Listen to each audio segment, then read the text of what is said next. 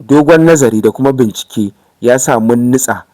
yi nutso sosai a cikin taskar sarkin waƙa. A nan ne muka samo muku wannan waƙar mai suna Mama, wanda wannan waƙar sun yi wa mahaifiya ne, kuma waƙa ce da take taɓa zuciya, sannan kuma take so sarai, sannan kuma take sawa duk wani wanda yake kishin mahaifiyarsa ya ji daɗi, sannan kuma ra'ayi ne a fili, sannan gaskiya ce a faifai, sannan sun fito da tsantsar abin da yake cikin zuciya ga duk masu kishi da kuma ƙaunar iyayensu. Wayannan zakakuran 'yan uwan juna kuma mawaƙa, sannan kuma abokai, sarkin waƙar San Kano Alhaji Naziru Muhammad Ahmad da mai daraja Ali Jita, kana kuma da mai martaba Nazifu Asnanik babban yaya, sun baje iya basirar su sun yi wannan waƙar, kuma tabbas ta yi daɗi, domin su kun san ko da yaushe idan suka yi waƙar sukan zo da wani sabon al'amari ne. To madalla dai, a cikin wannan waƙar akwai abubuwa da dama waɗanda suka ja hankalin mutane kuma suka burge su. Insha Allahu sannan a hankali idan kuka biyo mu a cikin wannan shiri namu mai suna taskar sarkin waƙa, ni hadimin sarkin waƙar San Kano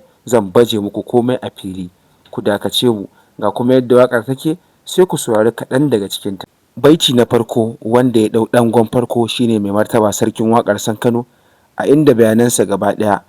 soyayya ce tsantsa da yake nuna mahaifiyarsa, ya durƙusa, ashe duk soyayya ce da kuma sauran abubuwa. Kada ku manta wannan waƙar kai tsaye tana nan a fili, idan ka kunna ta a dukkan kafafen sada zumunta masu lalubu waƙoƙi nan take za ka iya samun wannan waƙar mai suna Mama.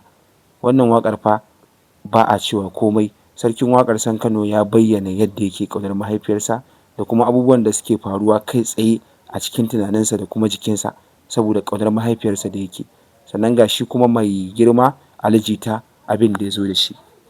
wanda kowa haka ne, shi mai girma Ali Jita sai ya ce soyayyar gaskiya ita zai yi wa mama. Shi ya ce ganin mamar tasa ma shauƙi yake sa shi, da ma sauran abubuwa wanda gwalagwalan kalamai ne sosai ya faɗe su akan mahaifiya, wacce duk wacce mahaifiya idan ɗanta ya nuna mata irin wannan tsagwaron soyayya, to fa zan iya ce muku ita ta samu dacewa ta soyayyar 'ya'ya. Sannan ina mai tabbatar muku da duk wani ɗa da ya gwada wa mahaifiyarsa wannan soyayya, shakka babu zai haɗu da rahamar Ubangiji.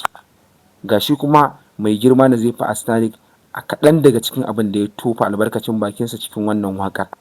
Wannan soyayya ce mai taɓa zuciya, daga gani a wani al'amari ne da tunawa, ya ce wayyo mama, soyayyar maman ita ke sosa masa ransa, sannan kuma idan ya tuno mama wai wai wai, kai